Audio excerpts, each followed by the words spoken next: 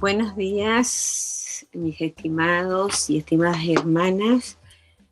Buenas tardes, buenas noches, como decía la vez pasada también, no sé a qué hora estarán cuando puedan tener acceso a este video. Eh, Me encuentro aquí en Concepción, la ciudad de Concepción, al sur de Chile. Soy la profesora Elizabeth y ya nos hemos conocido en la primera sesión. Hoy día quiero iniciar compartiéndole al respecto del tema que me solicitaron. De alguna manera yo diría que estamos frente a lo que es una crítica más profunda de lo que nos está sucediendo, digamos, como iglesia. Bueno, en estos días previos a la grabación de este video, tenía la posibilidad de conversar con algunos colegas que están en los mismos procesos eh, que la iglesia chilena, los mismos procesos de las iglesias en toda América Latina, y que tiene que ver con una agenda preocupada por la actual vuelta a nuestros templos de pospandemia. Se ha escrito bastante y quiero incorporar en esta visión de la unidad y divisiones mi perspectiva a partir específicamente de lo que ha sido la observación de estos tiempos. Unidad y divisiones que acompañan a la Iglesia como cuerpo de Cristo en el último siglo. Bueno, en primer lugar nos dedicaremos a reconocer la unidad de la Iglesia como cuerpo de Cristo a través de los tiempos. Si pensamos en lo que sucedía medio siglo atrás entre los cristianos, estaríamos frente a un escenario muy diferente a lo que fue la iglesia en los tiempos de los apóstoles y diferente a nuestros tiempos. La unidad de la iglesia está en el corazón de Dios y en la mente de Dios. A eso todos y todas decimos amén. Y sin duda el deseo que siempre estemos en la unidad espiritual. Por la obra del Espíritu, esta se cumple constantemente en la oración, en el deseo de comunión que muchos y muchas manifiestan y trabajan en pro de ella.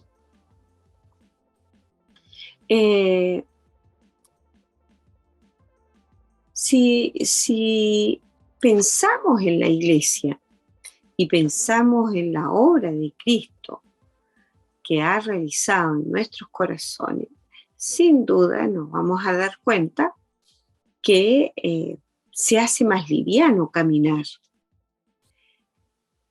Sin embargo, quiero volver a traer esta realidad que se viene construyendo desde el siglo XX y que es el deseo de estar unido en la misión. Debemos pensar que la iglesia, ya en Edimburgo en 1910, se reunía para buscar la unidad y los desafíos de evangelización. Edimburgo en 1910 fue muy diferente a lo que fue el centenario en el 2010 en Escocia. Fue muy lindo el estar presente y ver cómo el escenario era bastante variado en comparación a cómo fue en Edimburgo. Sin embargo, la comunión de la iglesia cristiana, la integración de todos y todas, no es una tarea que podamos realizar tan abruptamente. Siempre va a tener que ser algo bastante paulatino.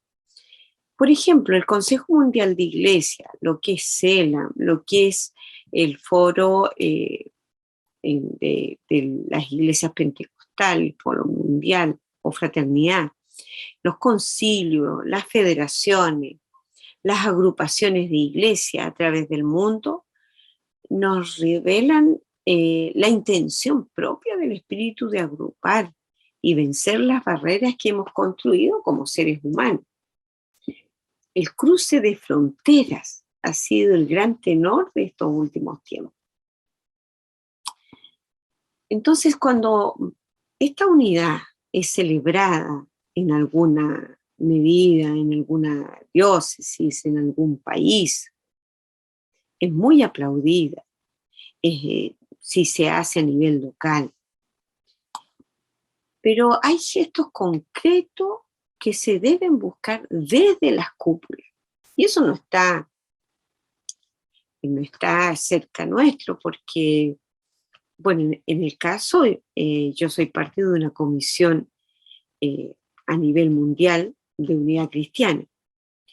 E incluso desde allí, las personas que hacemos parte, ya se torna bastante complejo seguir los estamentos a los cuales tenemos que ser, acercarnos para hacer alguna iniciativa, etc. Imagínense ustedes lo que significa en una iglesia que tiene un episcopal o una iglesia en la que tiene varias cabezas como la ortodoxa o como la iglesia protestante que tiene ciertos organismos internacionales que convocan como AIPRAL, como la Federación Luterana Mundial.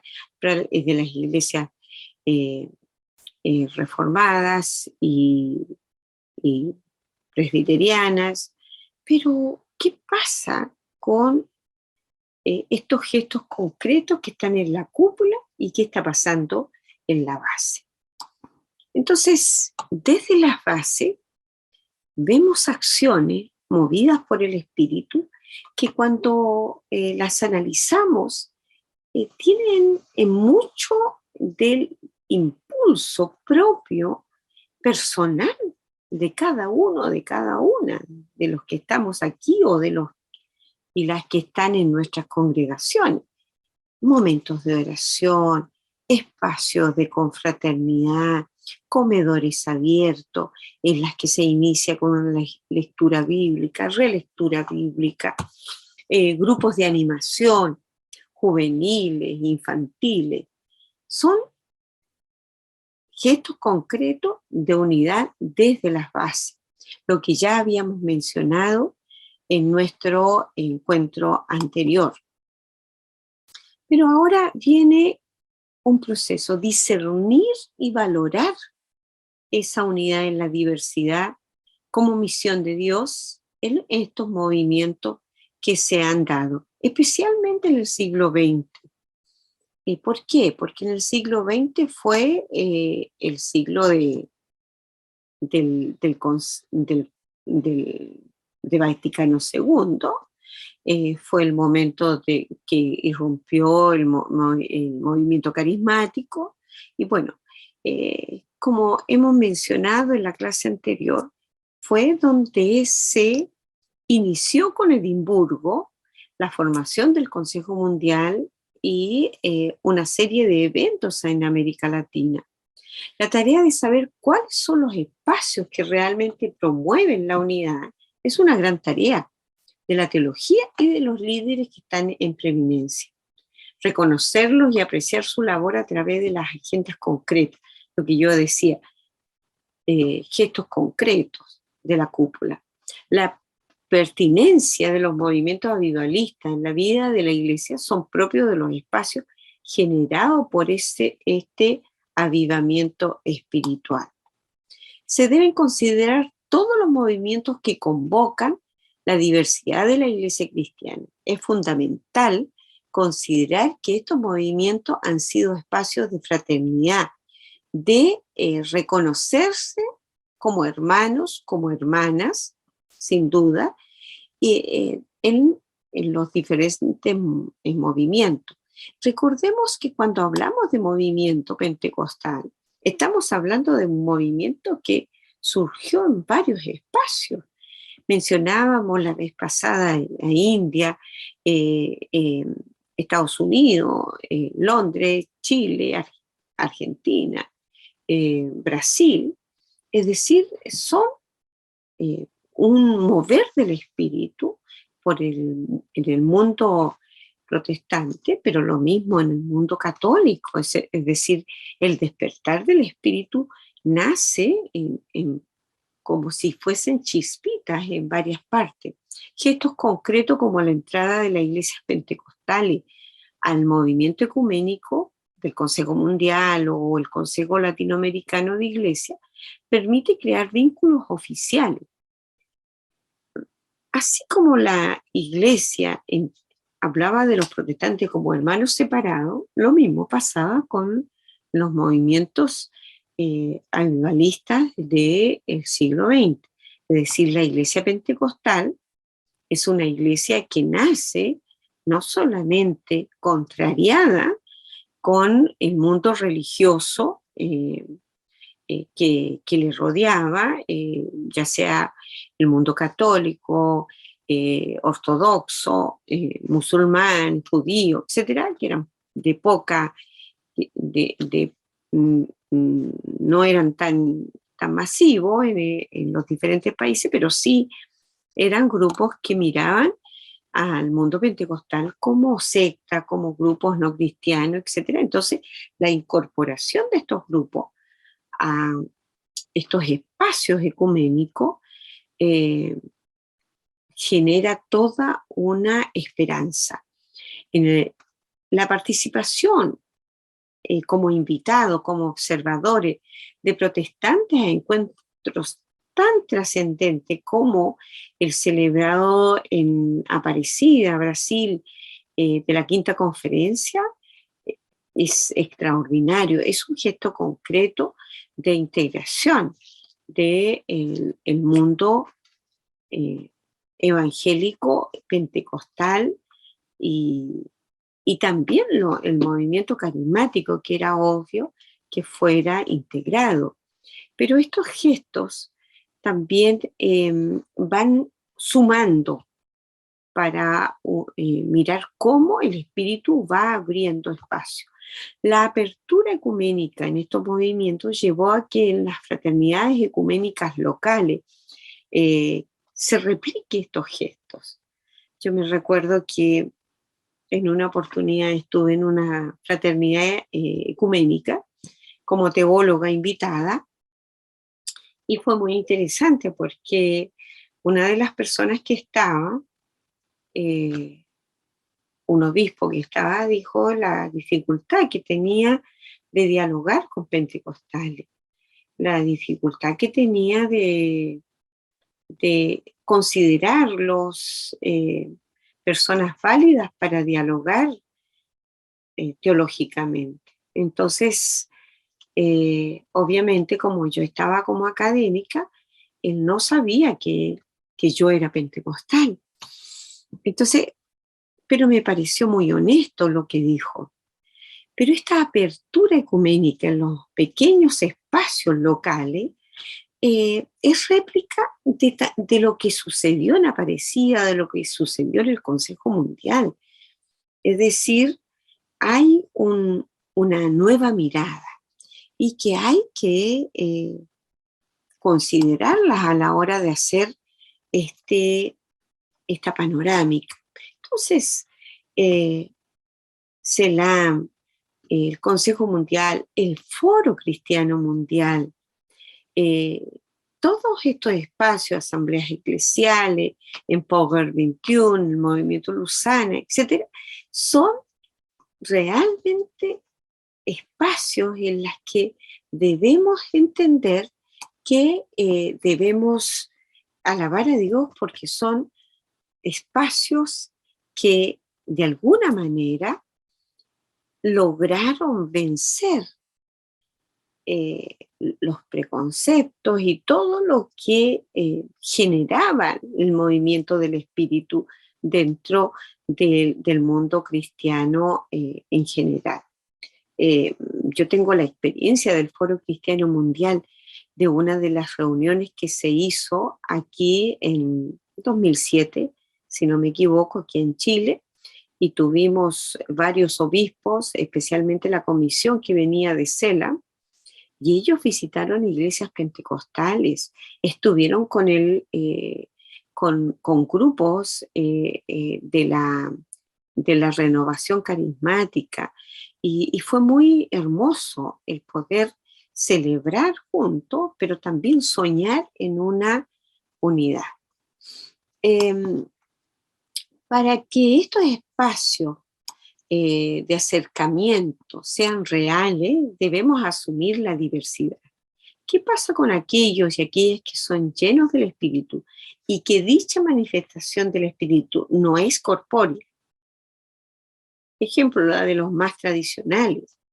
Eso también debemos entenderlo. Es decir, la renovación carismática ya ha tenido la experiencia de ver la diversidad de dones. Lo mismo en el mundo pentecostal. Es decir, tenemos que en estos espacios de acercamiento también acercarnos como movimientos del Espíritu y reconocernos que hay también diversidad de dones y diversidad de manifestaciones. Y lo digo desde la experiencia, ¿ya? Como otro punto, identificar las actuales divisiones, los escollos, así como los signos de esperanza y unidad que nos acompañan en esta tarea ecuménica. Ahora, como lo manifestamos en el primer encuentro, la clase anterior, la iglesia ha sido diversa desde los tiempos de Jesús. Recuerden que empezamos en nuestro primer encuentro recordando lo que pasó con Pedro en la azotea y que lo que sucedió específicamente en casa de Cornelio y posteriormente en Jerusalén. Pablo nos dice que somos cuerpo, y como cuerpo con diversidad de miembros, pero en unidad, armonía e importancia. Y que eso es muy importante a la hora que estamos como sociedad hablando de equidad, derechos. Entonces, ¿cuáles son las actuales divisiones? Entonces aquí entra como observación a lo que nos está pasando, es que la sociedad en que vivimos como cristianos y cristianas está de tal manera diseñada actualmente que nos provocan las divisiones. Es decir, estamos en una situación muy escandalosa. Por ejemplo, el individualismo tan dañino para las relaciones sociales ataca los afectos, la ternura y destruye la sociedad. Se va perdiendo esta afectuosidad que nos ayuda a reconocernos con el otro. Y no es solamente por pandemia. El pensarse a sí mismo en relación con el prójimo se diluye, lo que nos impulsa a ordenarnos, organizarnos, relacionarnos mutuamente y con la creación. Bueno, esta situación nos aleja de los principios del Evangelio, obviamente, pues establece el orden en la sociedad de mercado que exige la renuncia a lo social, a la igualdad y a la hermandad. Nos obliga a entrar en una exposición de medida a lo público también. Es decir, el Espíritu Santo nos impulsa a predicar el Evangelio, pero el Espíritu Santo, su primera acción en cada uno es reconocernos lo que somos. Es decir, nos revela nuestro pecado. Y el problema es que esta exposición desmedida a lo público nos causa un gran problema. La privacidad personal es incorporada como bien de consumo y finalmente dejamos de ser nosotros mismos. Las personas en esta exposición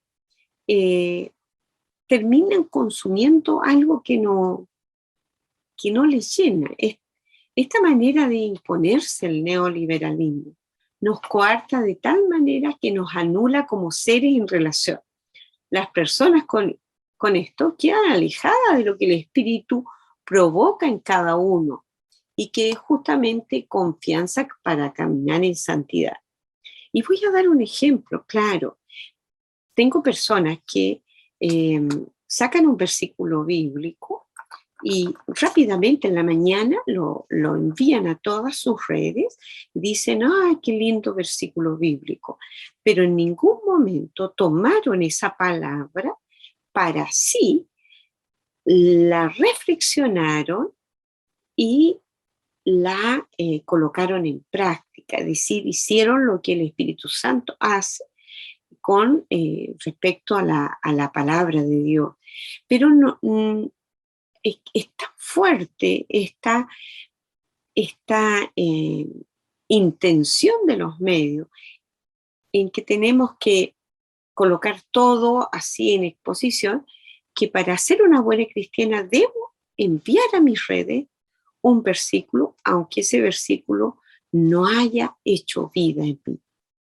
No estoy en ningún momento en contra de que manden versículos, manden oraciones, sí, pero ese ejercicio que hace el Espíritu de hacer que esa palabra haga vida, se está pasando por alto por esta desmedida visión que tiene justamente eh, el tema de las redes. La competencia, el consumismo como forma fundamental de relacionarnos socialmente, nos ha deteriorado y daña cada día la creación. Las relaciones de afecto se pierden, así como también los espacios constructores de sociabilidad, de solidaridad, de sororidad. Las personas no quieren ir a la iglesia, no quieren ir a los grupos de oración. ¿Por qué? Porque mi espiritualidad la vivo aquí en casa, tranquilamente, y las personas se alejan de todos los espacios para satisfacer su ego y su vacío existencial, sin adquirir compromiso con Él, con Dios, el prójimo, con la sociedad en general, menos con la creación. Esto se llama pecado y es lo que nos separa con Dios, con el prójimo, con nosotros mismos y con toda la creación. La verdad es que eso es lo que nos está separando. En la medida que el ser humano se sienta convocado a vivir en unidad, busca la manera de crear caminos, crear espacios como estos de unidad. Sin embargo, si nos conformamos a lo que estos tiempos nos demandan, nos quedaremos tranquilos en casa. Estamos en un tiempo en que la vulnerabilidad es globalizada y la percepción de esta no es nítida, principalmente en los medios de comunicación. Estamos frente al deterioro de todos los espacios seguros que se tenía en el hogar, la iglesia, la escuela, la familia. La gente finalmente termina dejando estos espacios como espacios de seguridad.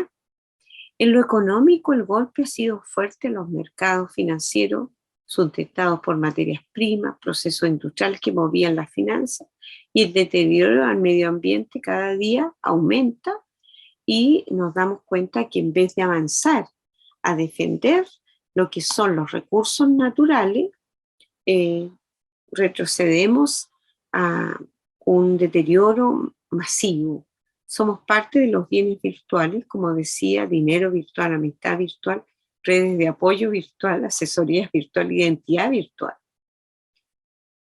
Pero la espiritualidad virtual, sin compromiso, sin celebración, sin congregación, sin deberes de misericordia, no es lo que Dios quiere.